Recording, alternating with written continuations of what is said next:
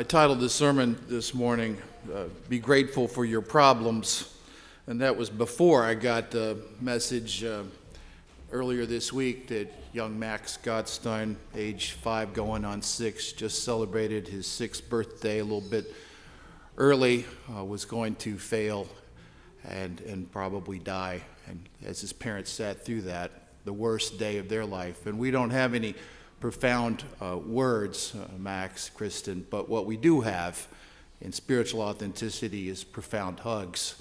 And through that, hopefully, the profound love of God that permeates the world. But I wanted to speak today to the reality that I know that you're living, that we continue to come back to, and that is in the midst even of tragedy and great difficulty, this profound gratitude for life, the profound awe that we come back to. A dispute rose among those who followed Jesus as to who was the greatest. So Jesus said to them, the kings of the Romans and Gentiles lord it over one another, and we call these people benefactors. But it shall not be with you. Rather, the greatest among you must be like the least. The leader is the one who actually serves. For who is greater, the one who is at the table or the one who serves? Is it not the one at the table? But I come in service to other people.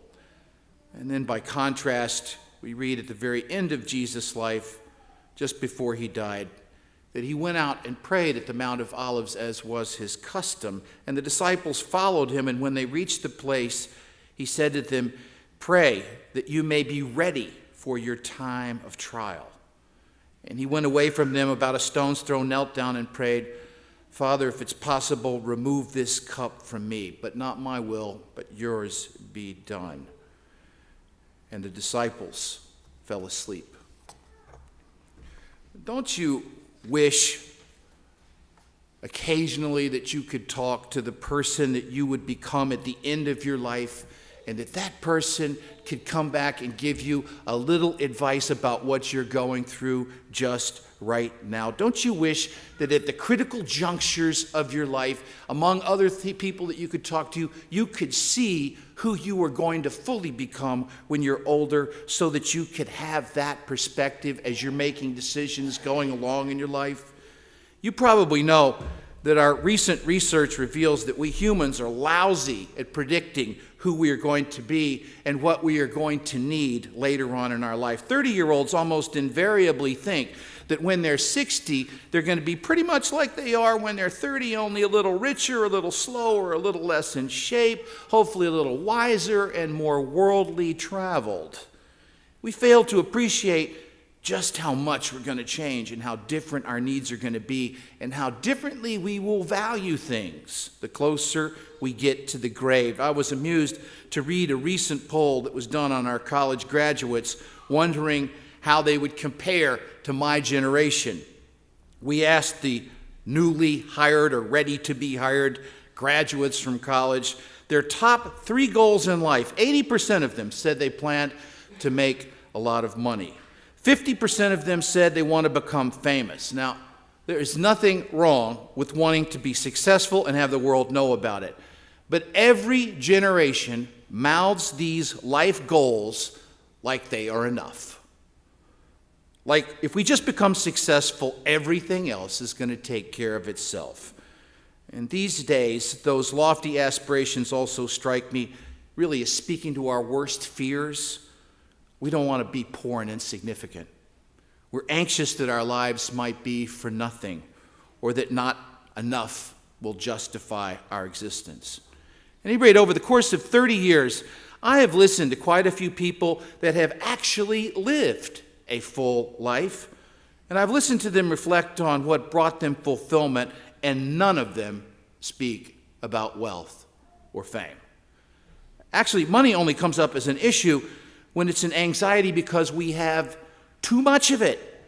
Ironically, too much money undermines our children's self-development and growth, and so actually the older you get with this big pile of money and you're passing it on to the next generation, most people worry that they might actually, ironically, undermine their own kids' development. And it reflects the research that we've done on this subject by the past couple of decades. More interesting, money and celebrity are not on the minds of people who have been fortunate to live 8 decades of life and then reflect on it. Fay Vincent, the commissioner of Major League Baseball, wrote a piece in the Wall Street Journal on that subject, and what mattered to him most after having lived 82 years was his intimate relationships, in this case exemplified in the endearing marriage that he has to his wife, because each of them, as he goes on to write in the article, influenced one another and changed one another so much. Money, as researchers have pointed out, is only a factor if you fall below a certain line, and very few Americans fall below that line. Above that line, the differences in creature comforts, which we expend so much of our energy about, bring only insignificant and inconsistent differences and deeper fulfillment that makes our lives worth living. Oliver Sacks, the neurologist and prolific author, wrote about his life just a couple of months before he died at the age of 85. And what mattered most to him was relationships in his life as well. He said, I have loved and been loved.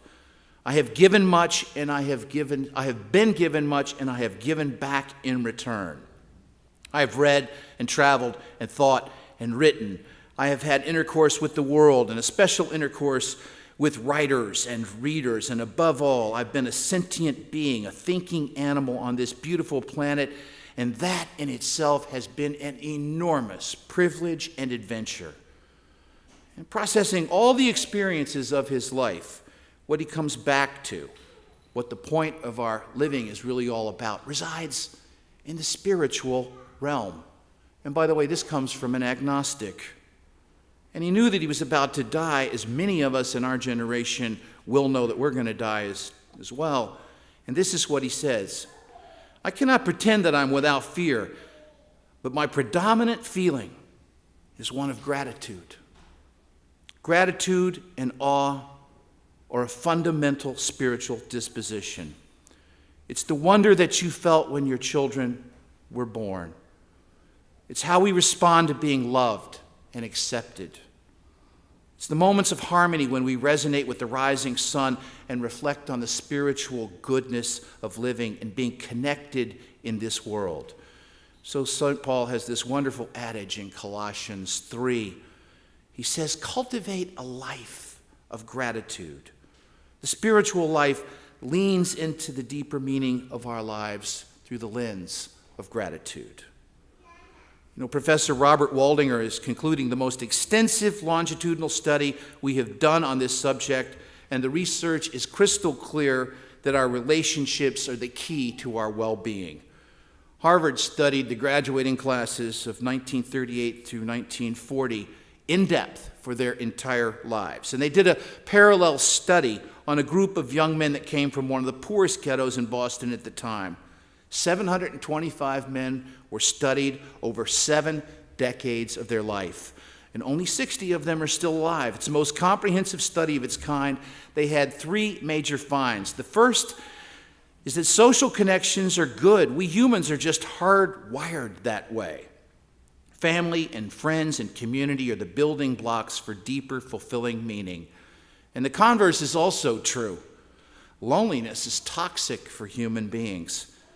People that reported that they were more isolated from others than they wanted to be tended to be in poorer health, they were less happier, and they had earlier brain deterioration than other people. And this is probably significant because at any given time in our country, 20% of our population reports that they're lonely and that they don't really want to be lonely. The second study that came out at Harvard, the conclusion that they had, was that it's not how many friends you have, it's the quality of the relationships that turns out to be important. By the way, it also turns out that conflict is probably worse for us than we ever presumed it to be.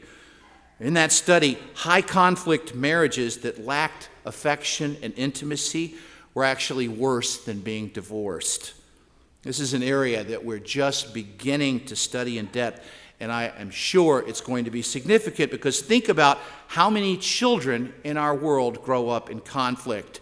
in war zones like Syria, or just surviving some of our poorest neighborhoods like Compton or Watts, or the 45% of our families in this country, of course, that break up their marriages, fall apart all across the country.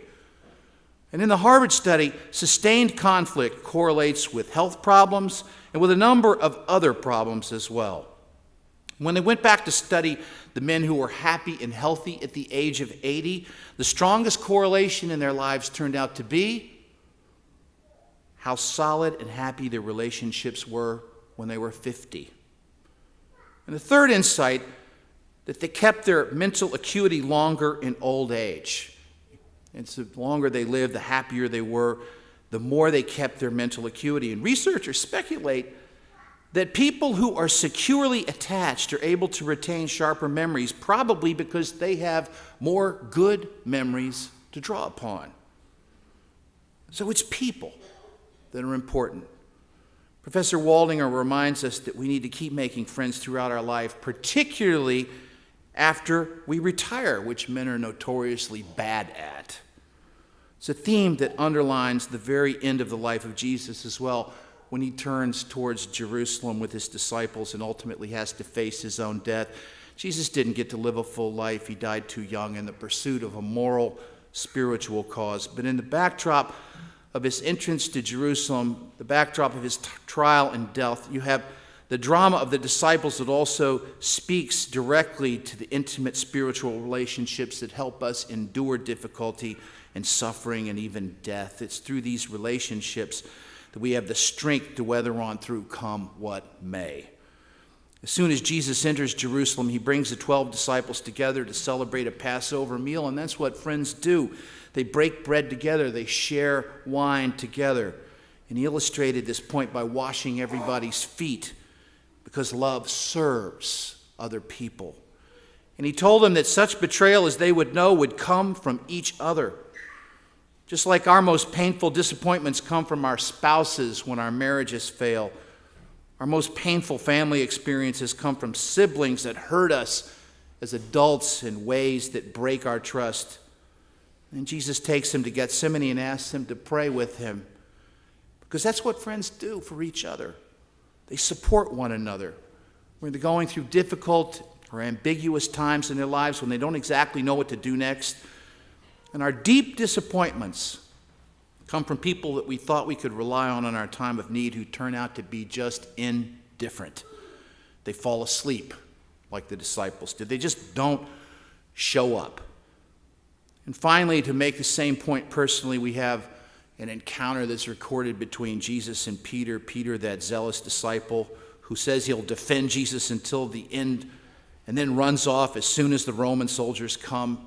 His anxieties and fears get the best of him, and he slinks into the crowd, slinks into the night, and when people ask him if he knows Jesus, he's caught on tape 3 times saying, "I don't know him. I never knew him. Damn it, I don't know him." It's like a man I knew whose wife was dying of cancer.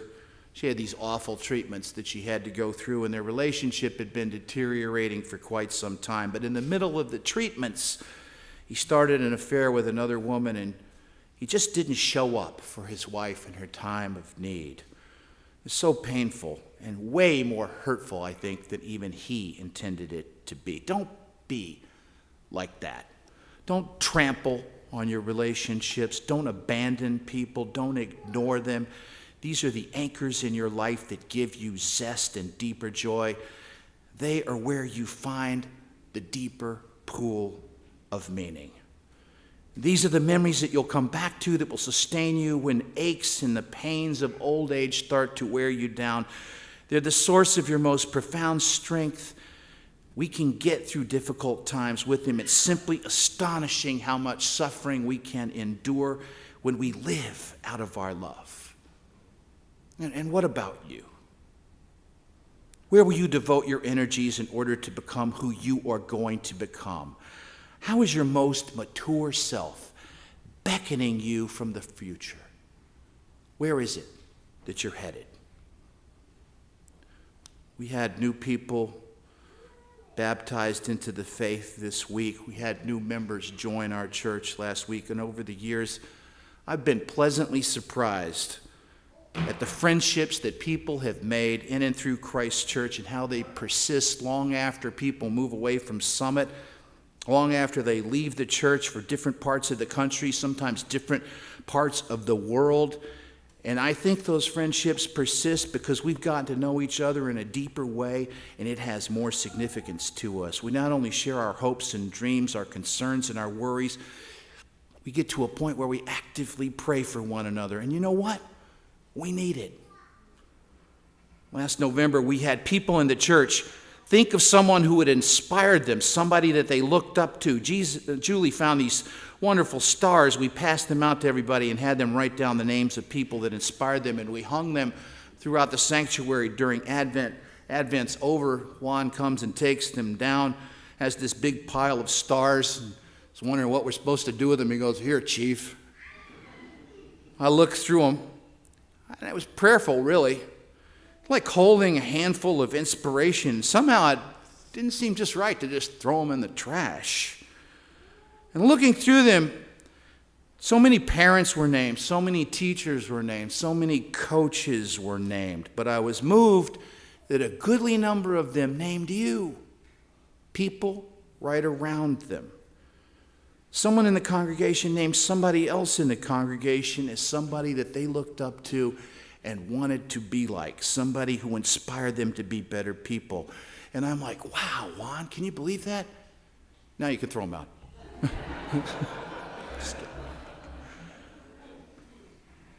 I hope that you find yourself wonderfully surrounded with the right people.